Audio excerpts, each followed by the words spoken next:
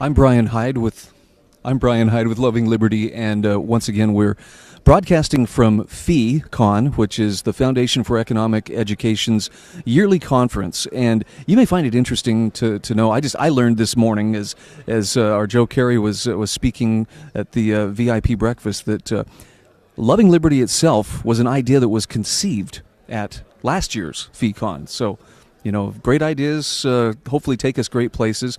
I have Patrick Heller here with me. Patrick is with Liberty Coin Service, and Patrick, money is something that's near and dear to me, probably because I'm not as familiar with it as I would like to be. How are you doing today? I'm doing great. It's a great conference here. Tell me a little bit about your role here at FEECon. I mean, I understand, that the ability to have a sound currency is tied to liberty, but what's the role that you're playing here?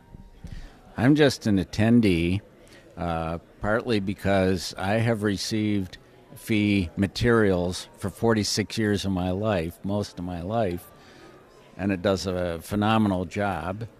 But I also know several of the, staff, and from Larry Reed on down, from before their fee days or in their work for fee.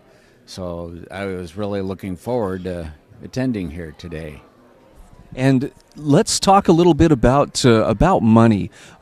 We all think we know what money is, but historically, what we call money today really didn't exist. I mean, in the form of electrons in a computer somewhere, or for that matter, just simply pieces of paper with the right, printing on them. Historically, what has money been?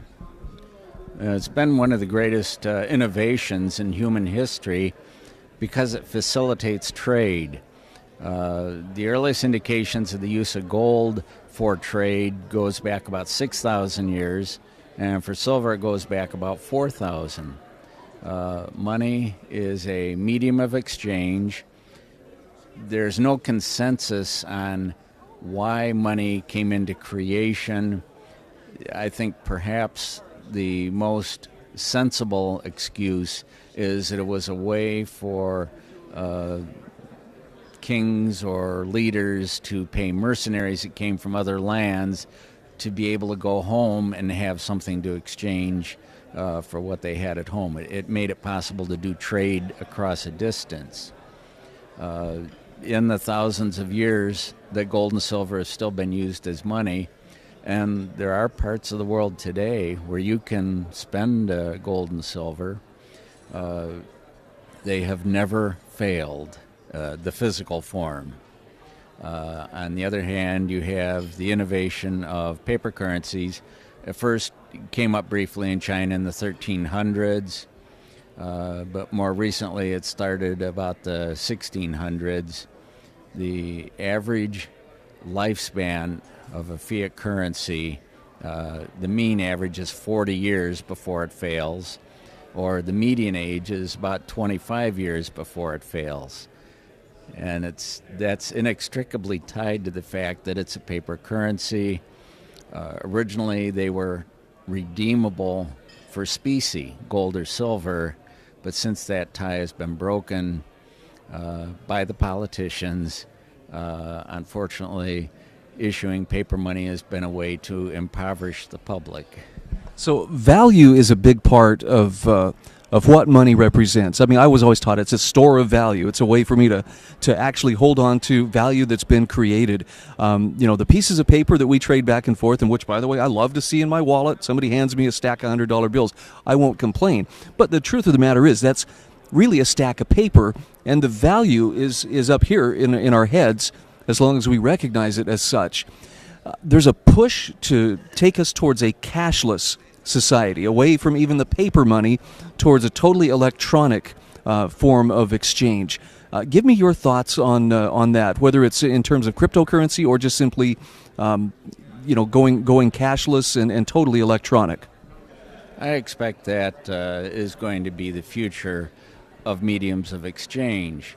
It's a lot more convenient than having to lug around physical pieces of paper, or for physical precious metals, for instance.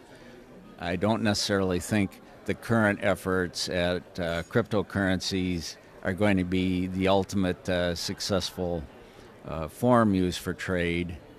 But the idea of having money is not to have it, but it's what you can trade it for that you can get in goods and services that give it the value. A lot of people have that concept confused, where they think, I have a lot of money, therefore that's what makes me happy or whatever. But no, it's what you can trade it for. So it's things. No, I'm just kidding. I see what you're saying, though. If it's something tangible, then you really do have something of value. But a person, for instance, who has $10 million in their bank account really has a bunch of electrons in their bank account that haven't yet been put to work. That's correct. And the value of it, or the future value of it, is what's important, what you can do for it in trade. The Federal Reserve Bank, for instance, says their policy is to try to have the value of the U.S. dollar go down at least 2% a year. Would you want to hold on to something that, if they say, we're trying to guarantee that a year from now it'll be worth 2% less, and the year after that 2% less? No. When the public realizes that's what's happening, they change their behavior, and not in a good way.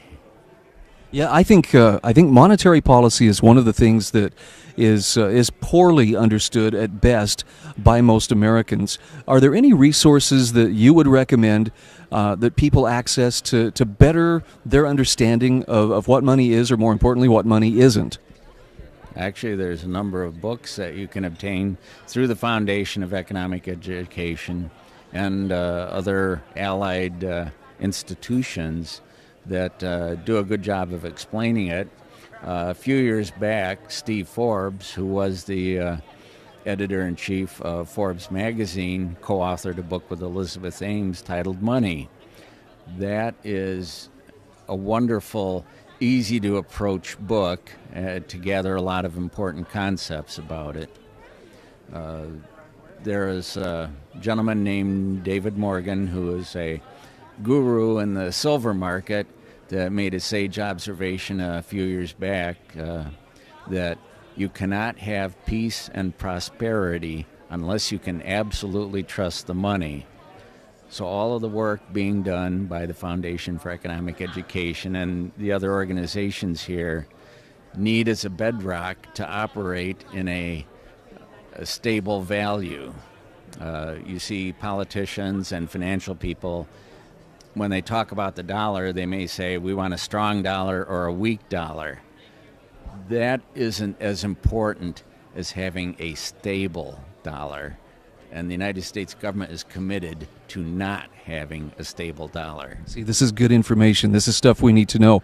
Maybe you've seen it. There's a video that's in fairly recent circulation. A guy on the street approaches strangers and he offers them their choice, a candy bar or a 10-ounce bar of silver. Care to guess which one they chose more often than not? The candy bar. They took that video. They took the candy bar. We need this education. Patrick Heller, thank you so much for visiting with us. I hope you have a great time at FEECon this weekend. Thank you, Brian. We'll be back with more after this.